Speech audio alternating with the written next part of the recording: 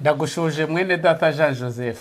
Ndagusuhuje nanjye witeka guhumugisha. Amen amen. Nishimiye ko tugiye kongera kuganira ikiganiro. Iminsi yaribaye myinshi. Yaribaye myinshi cyane. Nabaye amahoro. Turi amahoro turashima Imana. Amen amen. Imana ishimirwa uburinzi baturinze. Nta kibitakoze. Hari benshi batambutse ariko witeka araturinze. Aturinze ahari ndatekereza ko ari kugira ngo dushobore gukomeza kwamamaza amashimwe ye. No kurushaho kwiyunga nawe. No kurushaho kwiyunga nawe. Bitasobanuye ko abagiye ari uko batashoboye kwiyunga nawe. Ahubwo nuko ariko yabishimye. Twe akaba yaratugiriye ubuntu n'ubuntu ntabwo ari uko tubikwiriye. Ntabwo ari uko tubikwiriye. Bo rero nishimiye yuko duhongeye guhura. Ikiganiro cy'ubushize twaganiriye tuhuriye ku ijuru rito, umuryango, ibibera mu muryango twarabiganiriye kandi ni birebire. Bibiliya ivuga ku muryango. Tuzanaganira n'ubutaha tuganire ku bana, abana bagiye babaho mu miryango, uburyo harimo abatarumviye, Bibiliya iri mu muryango. Umuryango ni mugari. Kandi icy'ingenzi tuzi ko Imana iwukunda. Kandi ko nta handi dushobora guhererwa imigisha atari mu murimo no mu muryango. Nibyo. Aho hantu hombi ni ingenzi cyane. Dusengera Imana rero turaganira mu kanya ku mugabo witwa Samusoni utarumviye. Noneho nawe umbwire uyu mugabo byagenze bite. Reka duhe Imana icyubahiro. Amen. Uhoraho data ukomeye, umuremyi w'ijuru n'isi n'inyanja n'amasoko n'ibirimo byose, turagushimye cyane ko utugiriye ubuntu kugira ngo dushobore kuganira kuri ibi byanditswe byera. Ntabwo ari ko turi beza kurusha abandi, ahubwo nuko wifuza ko twamamaza amashimwe yawe wowe waduhamagaye. Nuko wifuza ko dukwirakwiza ubutumwa bwawe bukagera ku mpera y'isi, maze tugatebutsa ukugaruka kwawe. Amen. Rero muri aka kanya tugiye kumarana, ndagusabye n'inginga ngo Mwuka wera ayobore intekerezo zacu, ayobore amagambo dukoresha, ayobore ibyacu byose, ayobora aka kanya turimo, aturinde kirogo iyo ari yo yose. Amen. Rero imitima yose yaba yarahagurukiye kurwanya ijambo rya Kristo, ndasabye n'inginga kugira ngo iri jambo tugiye kuganira riyifate mbiri, maze rigomororere kuri Kristo. Amen. Icyubahiro kibe cy'Uwiteka mu ijuru n'isi. Nibyo nsabye nizeye mu izina rya Yesu Kristo umwami wacu. Amen. Amen. Urakoze cyane. Twari turimo tuvuga ese tubyite kutumvira. Samusoni urebye wenda mbere na mbere, Samusoni yari umusore wavutse kandi avuka mu buryo bw'igitangaza, mu buryo Imana yari yarabwiye ababyeyi, muzabyara umwana w'umuhungu, ariko muzirinde kugira gute? Kumwogosha, kumukozaho ibi. Kubera ko yari umunaziri. Yari umunaziri w'Imana. Harya umunaziri aba ameze gute? Ni umuntu ubwo muri iki gihe cy'uyu munsi. Ni umuntu ubwo navuga wiyemeje gukorera Imana, kwiyegurira Imana, kugendera mu kuri kw'ijambo ry'Imana. Niko nabyita. Ko mbona nawe udaheruka kogosha se buri umunaziri. Oya ntago ndi. Ariko nifuza kubaho. Niyo mpamvu ujya nkunda kubwira abantu. Niyo mpamvu nkunda kubwira abantu ni njyewe wa mugore wahuye na Yesu bamuzaniye Yesu yasambanye. Yesu yanditse hasi, ubu nta cyandika hasi, yandika mu mitima yacu. Aravuga ati genda ntuzongere gukora icyaha ukundi. Ubu nanjye nibyo nirirwa nsaba Imana. Muri Yobu 28:28 yaravuze ngo noneho kubaha Uwiteka nibwo bwenge, kandi kuva mu byaha niko kugira gute? Niko kujijuka. Ibyo rero nibyo bituma mba mu ijambo ry'Imana buri munsi kugira ngo Uwiteka amfate. Yego. Ampindurire kumukorera by'ukuri. Ne kuzaba muri bamwe bavuga ngo mwami. Tugarutse kwirangura Samusoni, cyangwa hari katubanze dusome gatoya twumve uburyo yavutse. Harya Abacamanza igice cya 14 twumve uko hatubwira. Samusoni yari umuhungu rwose w'umunaziri. Yego. Urebye aho batangira marayika asanga umuryango ni ku gice cya 13. Marayika w'Imana abonekera ababyeyi ba Samusoni. Yego. Nahabonye nahageze. 13 ushatse wanasoma. Tugisome cyose cyadusome imirongo imwe n'imwe. Katwumve ngo maze Abisirayeli bongera gukora ibyangwa n'Uwiteka. Uwiteka abahana mu maboko y'Abafilisitiya imyaka 40. Yari myinshi. Nuko hari umugabo w'Isora wo mu muryango w'Abadani witwaga Manowa. Umugore we yari ingumba itigeze kubyara. Umugore we hano ntabwo bamuvuga izina. Ntabwo bamuvuga. Marayika w'Uwiteka yiyereka uwo mugore aramubwira ati, dore uri ingumba ntiwigeze kubyara, ariko uzasama inda ubyara umwana w'umuhungu. Nuko ndakwinginze wirinde kunywa vino cyangwa igisindisha, kandi ntukarye ikintu cyose gihumanya, kuko uzasama inda ukabyara umuhungu, kandi ntazagire umwogosha kuko umwana azaba umunaziri ahera akiva mu nda ya nyina, kandi niwe uzatangira gukiza Abisirayeli amaboko y'Abafilisitiya. Amen. Yenda reka tube tugarukiye aha ngaha. Hano mujye mbonyemo ibintu bitatu. Icya mbere, umugore ntavugwa izina, ariko ni ibisanzwe muri kiriya gihe abagore ntabwo bakundaga kubavuga amazina, ntibakundaga kubavuga amazina. Icya kabiri, tubonye ko umugore yari ingumba, yari amaze igihe kirekire atabyara. Ariko hari akantu tutakwirengagiza. Abisirayeli bari bamaze imyaka 40 baragomeye Uwiteka. Uri kumva? Bari kure y'Imana. Uwiteka yarabahanye mu maboko y'Abafilisitiya. Ubwo ni ukuvuga ngo mu Gifaransa navuga ngo bari sous domination. Mbese bari bugarijwe, barabagize abacakara, nta mudendezo bafite ntaki. Noneho ubwo urumva ni ukwiheba kuje mu kundi kwiheba. Umugore ni ingumba, kandi ni ingumba, kandi bari mu bucakara. Umugore ni ingumba. Nuko nta cyizere cyo kuzava mu bwo bucakara, kuko abana b'abahungu cyane nibo bashobora kuvana ababyeyi mu bibazo nk'ibi ngibi.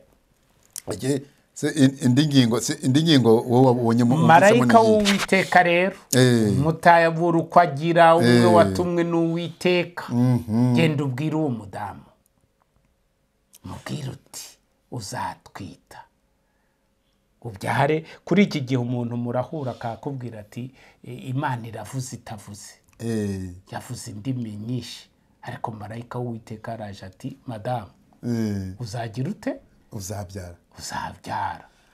Ariko nabonye hano kenshi mu isezerano rya kera bakunze gukoresha ijambo ngo marayika w'Uwiteka.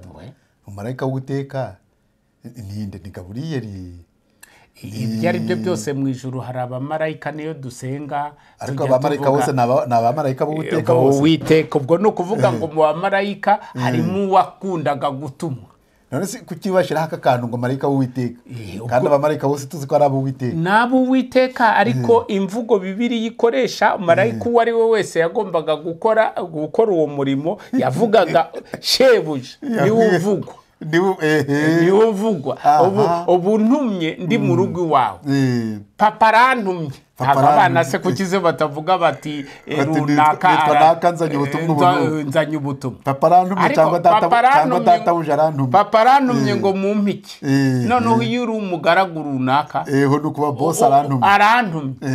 Umwami arantumye, ugahita uwo muntu icyo gihe ahita avuga ati niwe ugutumye, nta nubwo akubaza ibibazo byinshi. Natwe rero marayika w'Uwiteka yabe Gaburiyeli abe nde, marayika w'Uwiteka araje gusa. Yanumye. Gasita wumvisha uwamutumye. Iyo wumvisha uwamutumye ubutumwa ntubushidikanyaho. Ntabwo bushidikanyaho. Oya ntibishoboka. Ntibushidikanyaho. Ababyeyi ibyo babwiwe ntibigeze babishidikanyaho. Nta kubishidikanya. Ahubwo mu byo babwiwe hari icyo numvise. Hari ibintu bibiri numvise bikomeye cyane. Icya mbere, umudamu ntiyagombaga gusoma ku kayoga gahiye. ahubwo iyo inzoga zo nta nubwo zemewe, ariko biranditswe hano ngo ntiyagomba gusoma kuko ariko ntabwo nuko ndakwinginze wirinde kunywa vino cyangwa igisindisha kandi ntukarye ikintu cyose gihumanye. Ni ukuvuga ngo no mu byo abantu turya harimo ibihumanye. ubwo ni ukuvuga ko ibyo tunywa ibyo turya hari ibihumanye, ariko ngiye ikintu numvisemo hano ni uko ibyo turya ibyo tunywa bishobora kugira ingaruka mbi ku mwana uri mu nda. kuko iyo yabimubwiye atarabyara kwari kugira ngo atangire ategure umubiri we, ategure umubiri we. Mbese uyu mubiri uzakira umunaziri ugomba kuzaba umeze gute? Ugomba kuba n'utari mw'iyo myanda nyine twabwiwe, utari mw'iyo myanda kumenya ibibazo byinshi bitangira ahubwo kumenya byinshi byaratangiye inda zacu zitarasa nyine. ni nabyo ijambo ry'Imana riratubwira ngo mu byaha nimo ba mama batubyaye. ngatekereza umwana wavutse wenda hari kuribwa ibyo bibi byose, kandi reka nkubwire nk'ubu ngubu ababyeyi yaratwite tugatangira kugirana ibibazo turwana, wa mwana uri mu nda bimugiraho ingaruka mbi cyane. ariko umunaziri w'Imana agomba kugira imirire myiza, imivugire myiza, kugira ngo wa wundi uri mu nda nawe azaza afite imico myiza ya Kristo. ahubwo sinzi impamvu aka kantu batakongeyemo na biriya nabyo ko bikomeye imivugire myiza. ariko buriya kumubuza akayoga gahiye na vino n'ibyo kurya bihumanye ni ukuvuga ko bari basanzwe bazi rero kubera ko wenda ati igomwe niba ushaka kugira umwana w'umunaziri igomwe ibi. ariko Jean Joseph twamaze kubona haruguru nuhasubira ubwoko bw'Imana bwari bumaze igihe bwarataye Uwiteka. uwataye Uwiteka ngo ibyo bisindisha arabinywa, nta cyagarukira, nta kirazira.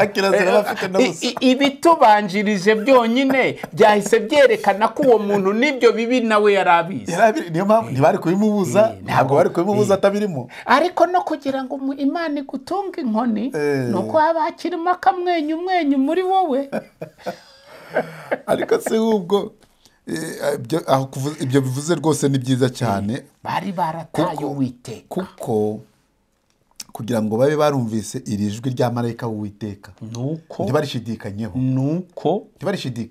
nuko bari bazi, bari bafite akantu basigaranye muri bo gatuma bashobora kumenya Uwiteka we wadutabaye ko wenda hari igihe uwo muryango ari we waningingaga Uwiteka kugira ngo abatabare. ariko se ubundi mfite akabazo muri iki kibazo cyo kumva ijwi ry'Uwiteka. ubundi dufite amajwi menshi atubwira, hari Imana iratubwira, Satani nawe aratubwira, nawe aratwongorera, ariko n'umutima wacu nawe uratwongorera. harimo umutima nama, noneho n'abadukikije nabo baratwongorera. umuntu yakoresha ayahe mayere kugira ngo ashobore gutandukanya mu majwi yose uko ari ane? nta mayeri. burya Yesu mu byahishuwe igice cya 3 harimo haratubwira muze tujye inama ni ku Uwiteka. mungureho izahabu yatunganirijwe mu ruganda. burya izahabu kugira ngo ibe izahabu bayipimisha umuriro kugira ngo uyivane inkamba. imyambaro yera yo gukiranuka.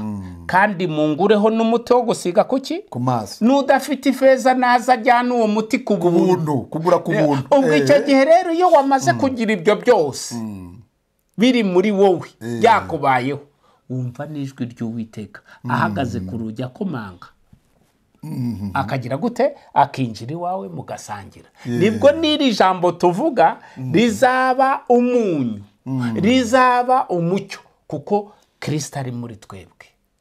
ibi binyibukije hamwe na hamwe nagiye nsoma mu Isezerano Rishya, aho Yesu yabaga yiriwe yigisha, abwiriza, akiza, akora ibitangaza, ariko ashaka kuganira n'abigishwa be.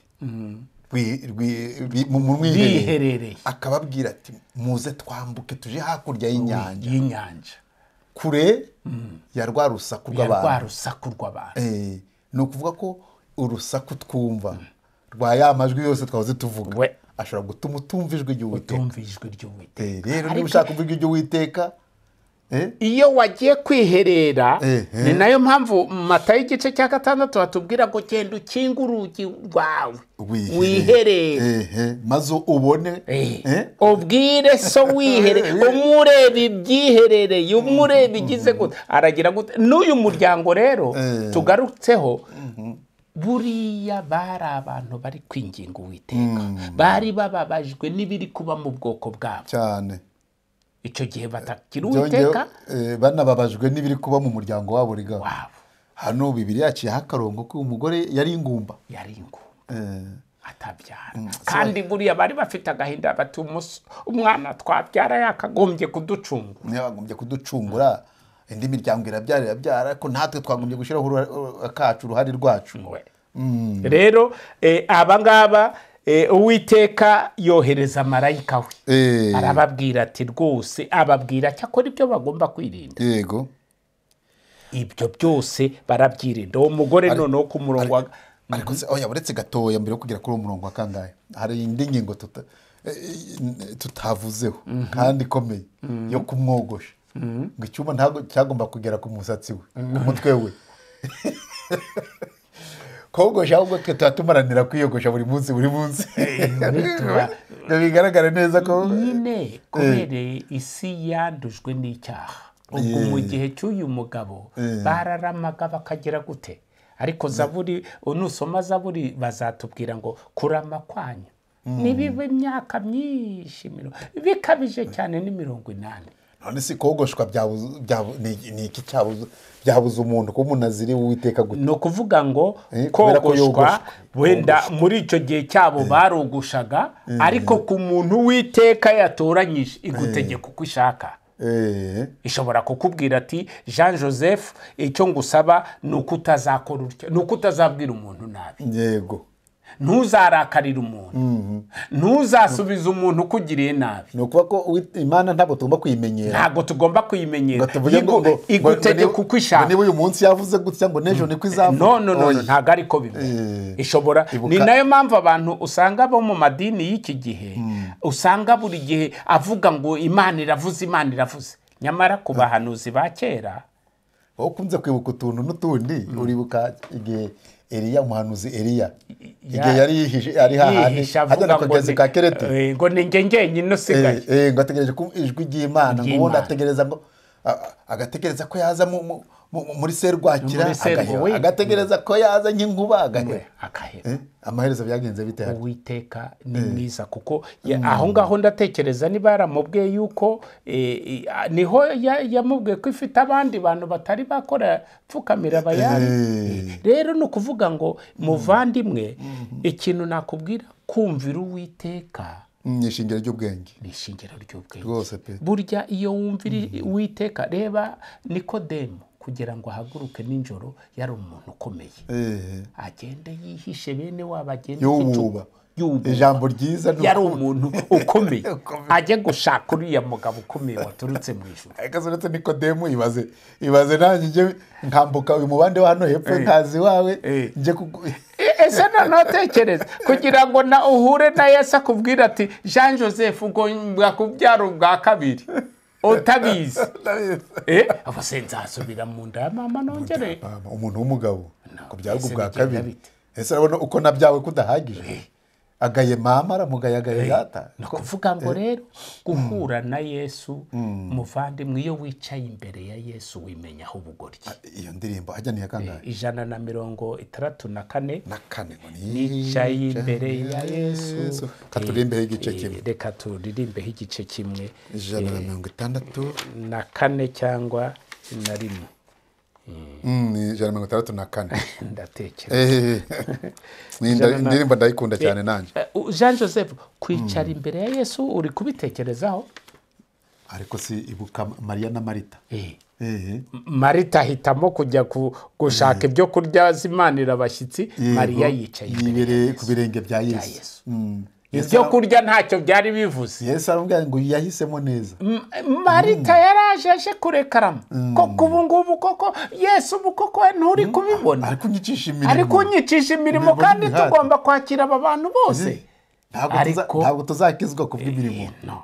Ariko kumenya ijambo ry'Imana, kumenya icyadukiza ni ukwicara imbere ya Yesu. Burya rero iyo wicaye imbere ya Yesu Jean Joseph ntabwo uca n'urubanza, ahubwo uravuga uti Uwiteka we uri kumbona uti, Uwiteka we ndwanirira. Yego. Ariko ntujya kwirirwa utunga abandi intoki, ahubwo wowe Yesu we nifuza kwiyunga nawe. Tumaze iminsi twiga icyigisho kivuga ko mu mico y'Imana, imico y'Imana ari urukundo n'ubutabera.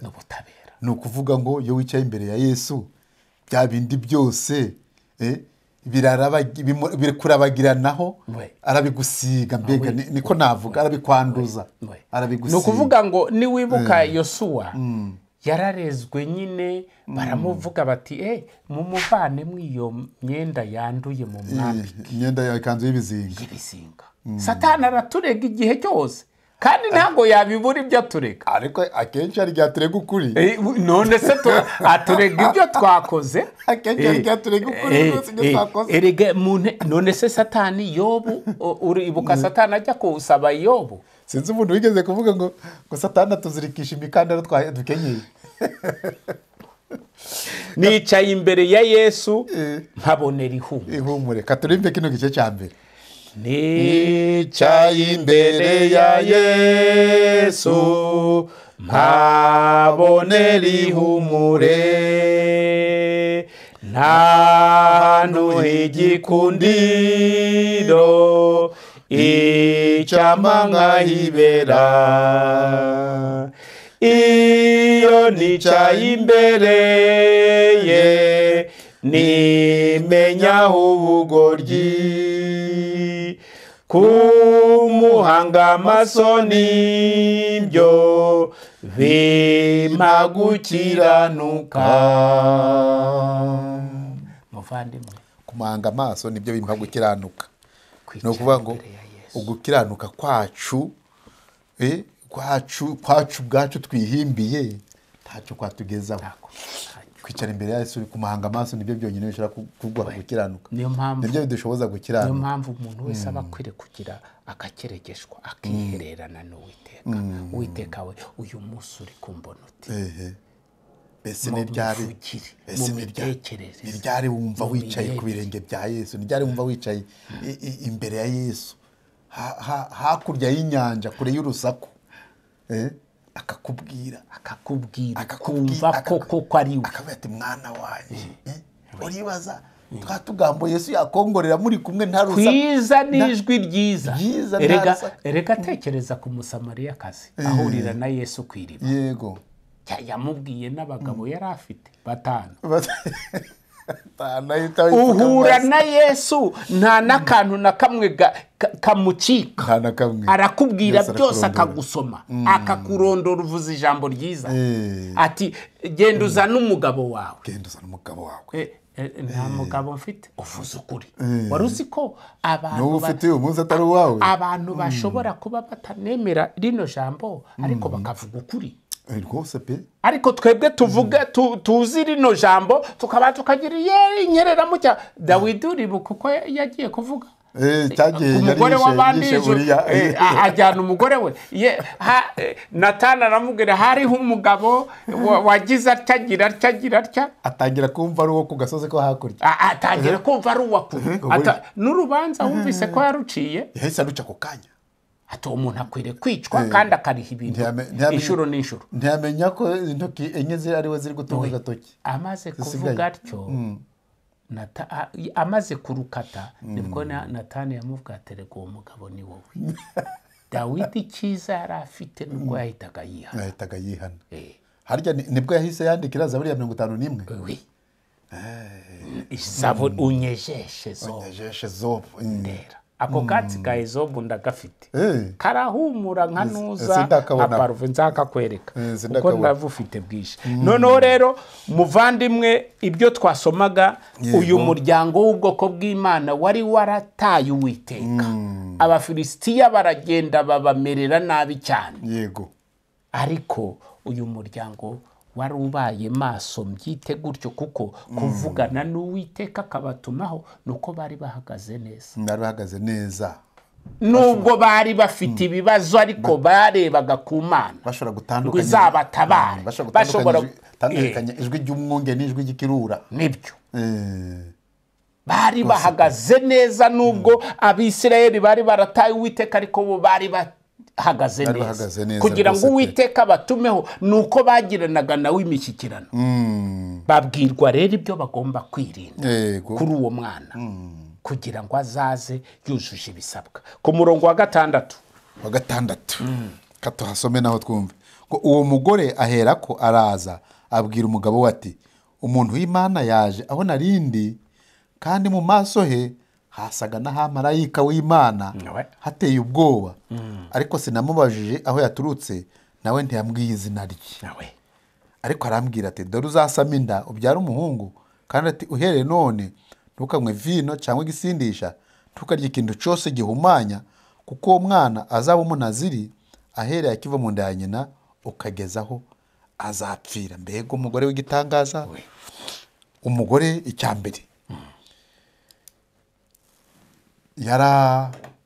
yarazi kuganira n'umugabo we ntabwo uyu mugabo umumarayika yamubwiye ibyo ngo abyihererane ngavuge ngo nzasurupuro n'umugabo ngo reka nzamusurupuro reka nzamutungura yagombaga gutanga raporo y'uwo bahuye yatanze raporo kandi ayitanga uko yayimubwiye uri kumva icyo ni icyambere gikomeye cyane ku bagize umuryango ariko kuganira contact communication communion kuganira umugore n'umugabo mbese wowe twumva ni kangahe uganira n'umugabo wawe ni kangahe uganira n'umugore wawe mbese muvugana twose ubu tugira amatelefone abamo ibintu byinshi ziragatsindwa izi telefone zirimo imfunguzo amakode na za kode hari n'igihe ushobora kuyibagirwa mu rugo akazu gakora nabi hari kode nawe udashobora gutrafika ziri muri telefone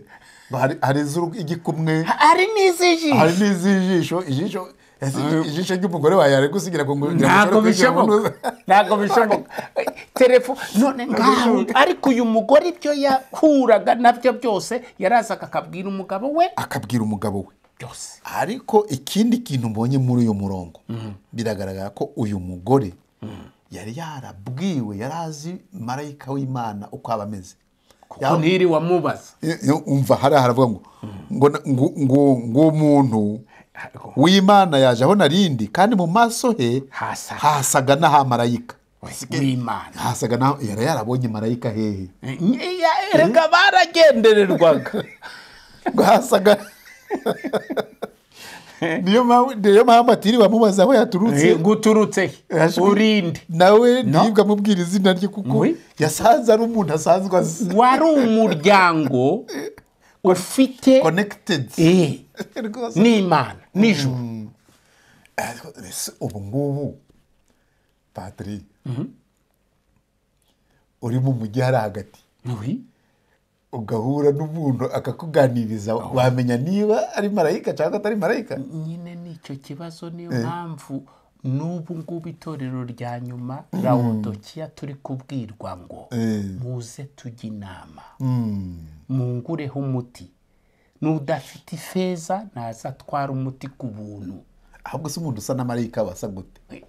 ubwo ni ukuvuga ngo marayika navuga ko marayika ashobora kunyura mu ijambo ry'Imana ubu ngubu muri iki gihe. Mbere bari abahanuzi baracyariho abamarayika kucyari bibaye ngombwa ngo nyure mu ijambo ry'Imana kandi bakiriho bariho ariko ijambo ryayo riratubwira ubu ririmo ibisubizo kandi Bibiliya itubwira ko ba marayika ubundi ijambo marayika ubundi ngo bivuga intumwa ni intumwa Message. ishobora Ni ukuvuga kubona ko nibo batuzanira ibisubizo ibisubizo biraza simbihakanye ariko ushobora no kubona intumwa mu ijambo ry'Imana ryandikishijwe ariko biranashoboka yuko Uwiteka ashobora no kunyura mu nzozi ariko n'abamarayika bariho n'abamarayika birashoboka ko Uwiteka yabagutuma byose birashoboka twese twababwirwa ni ntago wahumutse se marayika Jean Joseph kuki Imana yagutuyemo ikakwezi ikagutunganya ukaza ukambwira ibitari ibyawe kuki ntagufata nka marayika Uwiteka ntumyeho niba uje ndi mu bihe bibi naguye Uwiteka arakubwiye ati genda ujye kwa runaka ibyo nabyo birashoboka ahubwo njya ako nari nshatse kuvuga yenda wakanyomoza ntekereza ko hari iyo wakiriye Kristo nk'umwami n'umukiza Kristo akaba ari muri wowe nawe uri muri we ni ukuvuga ngo Kristo uri muri wowe arakurebera niba uri ari marayika cyangwa atari marayika byose birashoboka ni ukuvuga ngo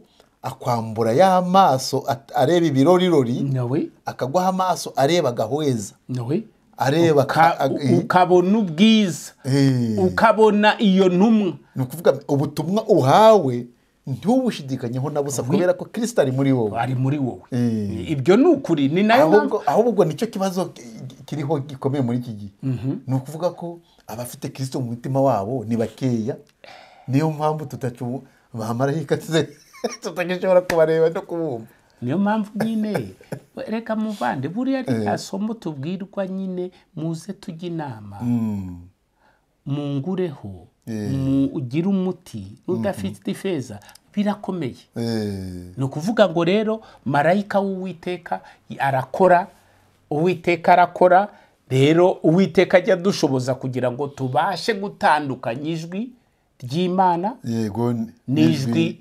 ry'umwanzi kuko Uwiteka aravuga ngo mpagaze ku rugi ndakomanga umuntu niyumva ijwi ryanjye agakingura nzinjire we tugire gute dusangire rero wenda iki gice ni kirekire sinzi ukuntu bizagenda wenda tuzagenda tugira episode kuko urabona ko aha hantu abacamanza igice cya 13 ni harehare twanahavugaho cyane rwose cyane ariko kiraryoshye hararyoshye cyane Samusoni rero yaje guhura n'ikibazo yaravutse yego bya bindi byose birakurikizwa ariko aza kugwa hari yenda ibyo tuzabireba neza yenda hari mu kiganiro cy'ubutaha mu kiganiro cy'ubutaha turebe uburyo Samusoni yaguye kandi ababyeyi barakoze ibyo bagomba gukora byose inshingano zabo ntacyo batamuhaye ntacyo batamukoreye ntacyo batakoze ntacyo rwose pe bigomwe byinshi kugira ngo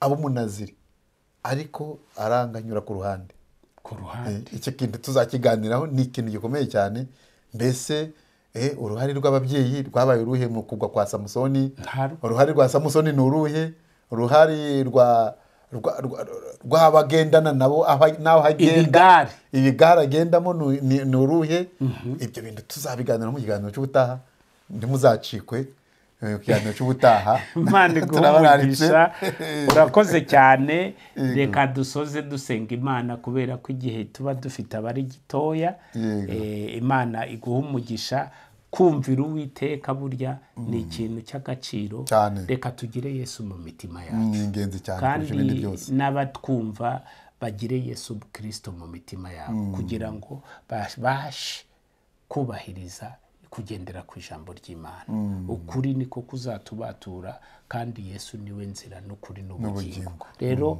wamusanga wese yamugirira neza yamuha kuba intungane imbere ye yego rero Imana iguha umugisha kubw'iki kiganiro cyiza reka dusenga Imana Mwami Imana yacu urakoze yuko uri Imana ishobora byose Samusoni tubonye ko yari umunaziri kandi ababyeyi be bakoze ibishoboka byose kuko bari bahawe message n'Uwiteka kandi yari y'ukuri Samusoni yaravutse reka rero ubutaha tuzongere dukomeze tubone uburyo wakoresheje imirimo Samusoni ariko no kutumvira byamugejeje kure.